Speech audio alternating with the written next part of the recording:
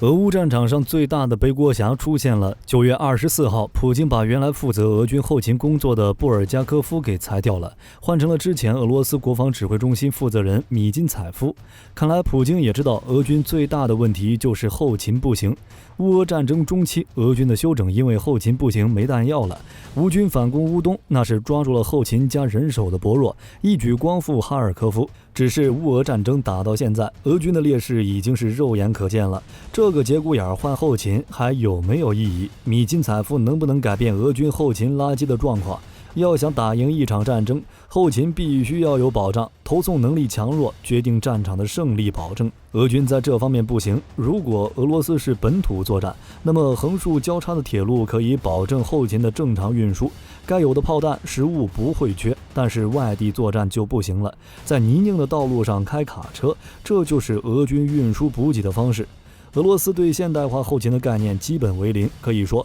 俄罗斯拥有21世纪火力的军队，却依赖19世纪的后勤来支持，根本撑不住。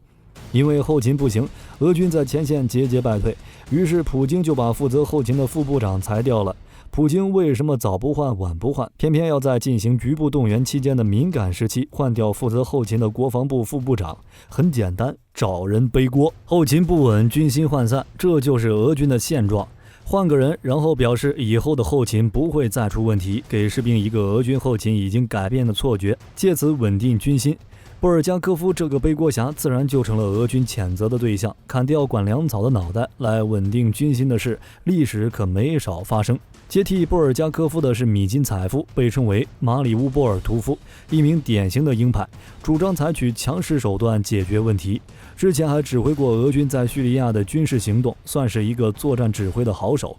不过作战跟后勤完全不是一个概念。一线的部队以作战为主，讲究如何取胜，指挥管理指挥部该往哪儿走，该做什么。但是后勤单位主要是负责提供各种物资，保证前线的正常运转，完全不一样。火力军估计又是一个来背锅的，没记错的话，他好像比绍伊古·格拉西莫夫都还大，该退休了。这下搞不好没退休金，只有牢饭吃。像俄罗斯高层说的，新任副部长能够证明自己的能力，整顿俄军的后勤工作，今后俄军的前线不会缺少物资和装备。大家听听就好，别放在心上。俄军后勤不行，不是换一个人就能改变的。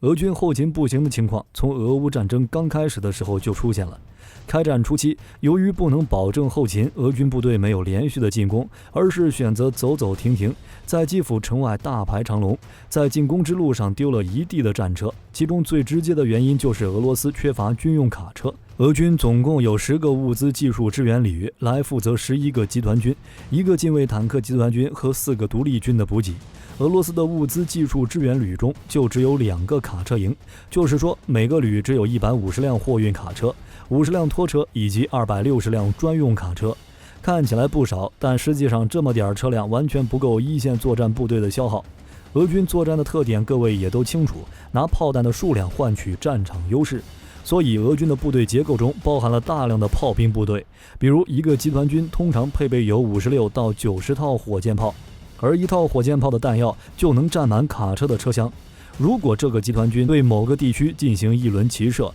那么补给的火箭弹就需要59到90辆卡车。各位现在还认为卡车数量多吗？而且车子开在半路可能会抛锚，可能会遇到袭击损失。在起点要装货，目的地要卸货，卡车要保养，司机要休息，这都需要时间，不可能高强度运送物资。而且俄罗斯还缺少全地形叉车，无法使用基本的托盘叉车货运方式。别人是1个小时装货，1个小时卸货，俄罗斯则是需要3个小时装货，3个小时卸货，进一步加大了后勤的难度。至于使用民用车辆就别想了，确实有这个先例，比如马岛战争的时候，英国就征用了很多民用船只，只是俄罗斯能不能不好说，毕竟部分战争动员都不行，更别说全国征召卡车了。普京现在没这个威望，问题是卡车少，装卸困难就算了，卡车运输物资的时候偶尔还会出点意外。一般情况下，补给线上的卡车是需要保镖的，让装甲车和士兵掩护自己，特别是现在俄军的补给线大多都被乌军控制，能选择的道路也就那么几个，跑个几趟就会被乌军撞见，这就更需要保镖了。但是俄军没有，从战争开始到现在，俄军压根儿就没有执行过基本的掩护措施，后勤车辆被乌军发现，那就难逃一死。所以这数百个营级战斗群看似战斗力很强，但大多数都没有配备足够的勤务部队和支援部队。在俄乌战场上，不少俄军装备都因为得不到维修而被舍弃，甚至有的装备仅是由于没有足够的油料，被俄军扔在了原地。出现这种情况的根本原因就是俄罗斯穷，没钱养后勤。俄罗斯的 GDP 总量跟澳大利亚、西班牙差不多，但是军队的规模却大得多。澳大利亚常规兵力10万左右，国防预算差不多280亿美元；西班牙的常备兵力12万左右，军费差不多120亿美元。以俄罗斯的经济实力，10万到15万的常规兵力，200亿的军费才算是正常的。结果俄罗斯不愿意，我堂堂世界第二，兵力10万说不过去，于是俄罗斯的总兵力100万人以上，但是人多了钱跟不上，国防预算只有600亿美元，就这点钱放在军备里就只能听个响。俄罗斯有战略核武器库1000多个发射井，平常的维护费用都是一笔不小的数字，你分点我分点，用在刀刃上的钱就不够了。没有足够的经济实力，没有充足的预算，俄罗斯就只能降低标准，以牺牲质量为代价，靠研发几款新武器，或者将部分军队打扮一下，冲冲门面，然后减少后勤部队，降低标准来维持军队的规模。俄军后勤人员数量远少于其他军队，在营级战斗营中的700到900名士兵中，大概只有150名可以看作是后勤人员。如果是国内作战，可以向其他后勤部队寻求支援，但是现在大家都一样缺物资，谁救济谁不好说。相比之下，美军大概是1名士兵就有10名后勤人员，简直是天差地别。所以俄军表面上看是大国军队，战力也有，打特种军队行动没啥问题，但是发生战争就直接露馅了，把普京口中的特殊军事行动打成了卫国战争。除了这些俄乌战场上的问题，俄罗斯的大本营也不给力，后方的武器数量不多，怎么运到战场？俄军在俄乌战场物资武器不足是一回事，俄本土的武器存量以及产能也是一个问题。最典型的就是坦克、火炮。因为北约的制裁，来自欧洲、加拿大、美国的零件出现短缺，俄罗斯国防工业已经无法全力运转。就比如俄罗斯的乌拉尔厂，400辆坦克，包括翻新旧车辆的订单，就需要3年的时间。如果想用新的坦克来补上现在的窟窿，乌拉尔厂基本上要花上10年的时间。造成这种情况的原因，其实还是俄罗斯一手造成的。苏联解体之后，俄罗斯就没啥战争打了，这个时候的遗产还挺新，拉出来就能直接用。于是那些俄罗斯的高层就把制造坦克的流水线给拆了，能卖的直接打包出售，没有下家的就直接废弃。就连苏联时代的国防部坦克修理厂都被肢解，变成了乌拉尔厂的下属部门，这对于俄罗斯而言很伤。这个国防部坦克修理厂里面，所有费用都是按成本审批的，想吃回扣不可能，最大程度地保证了坦克车辆维修的速度和价格。那些俄乌战场上损伤的坦克拉回俄罗斯本土，可以很快地完成修复，然后再拉回战场，最大程度地保证战争需求。